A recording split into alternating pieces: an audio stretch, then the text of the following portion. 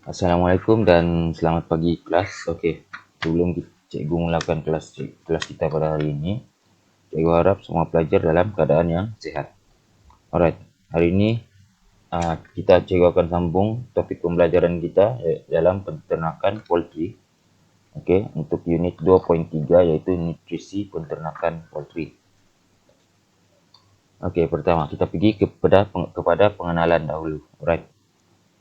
Definisi nutrisi. Alright, kita definisi nutrisi ini adalah zat dalam makanan yang diperlukan untuk pembesaran dan membentuk fungsi badan. Alright, nutrisi ini juga penting untuk melengkapkan sel-sel dalam tubuh untuk fungsi badan yang sempurna.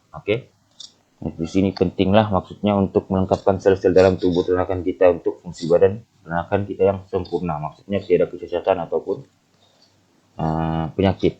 Alright. Seterusnya nutrisi merupakan unsur yang berguna untuk metabolisme atau fisiologi organisme. Dan selain itu juga nutrisi menyediakan tenaga dan komponen untuk tubuh atau struktur sel haiwan ternakan kita. Alright. Terusnya keperluan nutrisi. Untuk keperluan utama ternakan yang merangkumi nutrisi ini adalah keperluan utama ternakan yang merangkumi protein, karbohidrat, vitamin, mineral dan air. Seterusnya ini atas nih. Untuk semua ini adalah keperluan utama dalam nutrisi lah, keperluan utama untuk ternakan. Keperluan nutrisi untuk ternakan, keperluan utama nutrisi untuk ternakan. Keperluan protein bergantung kepada umur ternakan, kerana ternakan yang masih kecil memerlukan lebih banyak protein berbanding dengan ternakan dewasa. Maksudnya di sini untuk ternakan ini kita keperluan protein ini dia bergantung kepada umur ternakan, sebab ternakan yang masih kecil, maksudnya ternakan kalau ternakan kita masih kecil, dia kurang dalam dia perlu memerlukan lebih banyak protein berbandingnya ternakan dewasa, sebab kalau ternakan dewasa dia sudah mempunyai tahap imunisasi badan yang tinggi dan tidak kurang dalam memerlukan protein dalam untuk mereka. Alright. Seterusnya ternakan yang diternak menggunakan sistem secara intensif lebih banyak memerlukan tenaga untuk bergerak berbanding dengan ternakan yang diternak dengan sistem peternakan intensif atau sistem peternakan integrasi. Maksudnya di sini untuk ternakan sistem peternakan intensif atau sistem peternakan integrasi, kita hewan ternakan kita maksudnya tidak memerlukan banyak tenaga untuk bergerak, sebab kalau kita tengok sistem peternakan intensif atau sistem peternakan integrasi ini dia hanya melibatkan dalam kawasan reban, maksudnya tidak dikeluarkan dalam kawasan yang terbuka. So pergerakan bagi hewan ternakan kita adalah terhad. Berbanding dengan sistem separa intensif nih. Sistem separa intensif dia mempunyai dua bahagian, maksudnya kita mempunyai reban dan kita ada kawasan yang terbuka di dalam reban kita juga. Jadi pada waktu malam kita simpan pada waktu malam kita ini masukkan ternakan kita dalam kawasan di dalam reban. Untuk waktu siang pula kita keluarkan dia di dalam kawasan yang terbuka, di dalam kawasan reban kita tuh. Boleh paham maksud cikgu? Maksudnya dia pergerakan untuk hewan ternakan di dalam sistem separa intensif ini lebih banyak. Jadi sebab tu hewan ternakan di dalam sistem separa intensif ini dia lebih memerlukan tenaga yang banyak untuk bergerak. Berbanding dengan sistem peternakan intensif atau sistem peternakan integrasi.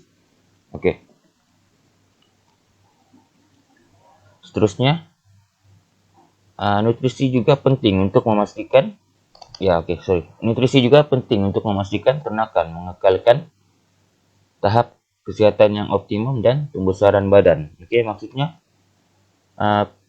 nutrisi ini penting dalam memastikan atau mengekalkan tahap kesihatan untuk pembesaran badan ternakan kita.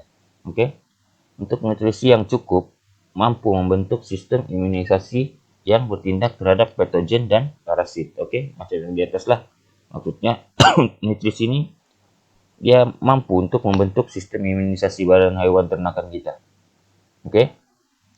Jadi dia akan mengurangkan atau mengelakkan hewan ternakan kita daripada mudah diserang penyakit atau terbantutlah pembesarannya. Oke, maksudnya. Ya, sebab keperluan nutrisi ini dia adalah untuk mengekalkan tahap kesehatan ternakan dan keperluan pembesaran ternakan kita. Oke. Alright, seterusnya kita pergi kepada jenis makanan. Oke, jenis makanan. Untuk pemakanan poultry. Oke, makanan ini merupakan zat yang sangat diperlukan oleh poultry untuk pembesaran mereka. Oke. Sebab maksudnya bukan sahaja ternakan, manusia juga sama. Oke, makanan dia merupakan zat yang sangat diperlukan untuk seharian. Oke, jadi untuk pembesaran poultry ataupun mana-mana adalah untuk pembesaran poultry. Oke, ternakan yang sehat akan menghabiskan jumlah makanan yang bersesuaian dengan jumlah makanan harian yang diperlukan. Maksudnya di sini, oke, jika sekiranya ternakan kita sehat, dia akan menghabiskan jumlah makanan yang sesuai dengan jumlah makanan harian yang dia perlukan. Oke, yang diperlukan oleh hewan ternakan tersebut. Oke. Oke, terdapat 3 jenis makanan yang diperlukan oleh ternakan, yaitu makanan permulaan, makanan pembesaran, dan makanan penamat. Oke. Seterusnya sumber makanan. Oke, sumber makanan perlu diketahui apabila membuat makanan ternakan, yaitu campuran keperluan bahan makanan yang bersesuaian dengan keperluan pembesaran ternakan. Maksudnya di sini kita perlu ketahui lah, kita perlu belajar macam mana untuk membuat makanan ternakan itu. Maksudnya kita memerlukan bahan yang sesuai dalam keperluan pembesaran ternakan. Maksudnya protein, karbohidrat, vitamin, dan macam-macam lagi lah. Maksudnya kita perlu tahu dalam itu ada apa untuk kita punya pembesaran hewan ternakan kita. Oke.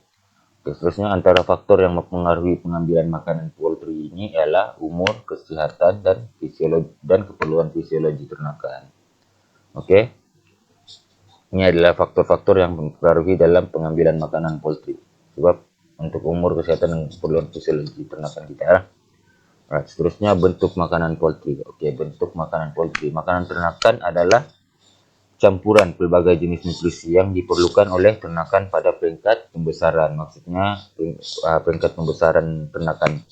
Oke, maksudnya di sini makanan ini adalah campuran yang dalam untuk diperlukan oleh ternakan dalam peringkat pembesaran mereka lah. Sekiranya kurang, maka hewan ternakan kita mungkin akan diserang penyakit ataupun terbantu pembesarannya. Oke. Seterusnya bentuk makanan yang diberikan kepada ternakan ini bergantung kepada umur dan peringkat pembesaran ternakan tersebut. Oke, kenapa bentuk makanan yang kita berikan ini kepada ternakan ini bergantung kepada umur dan peringkat pembesaran. Oke, macam yang kamu boleh tengok dalam contoh gambarnya yang cikgu bagi. Oke, yang di atas sekali yang cikgu tunjuk sekarang ini adalah makanan jenis serbuk halus. Oke, serbuk halus ini biasanya diberikan kepada hewan ternakan yang kecil, maksudnya pada peringkat umur yang masih kecil lah. Oke. Oke, untuk ini adalah makanan permulaan untuk hewan ternakan kita. Oke, yang masih kecil. Oke, seterusnya ini yang kedua. Oke, yang kedua ini adalah pellet kecil. Pellet kecil ini biasa kita gunakan dalam peringkat pembesaran hewan ternakan kita. Oke. Dan yang terakhir ini gambar yang seterusnya, gambar yang terakhir adalah pellet kasar.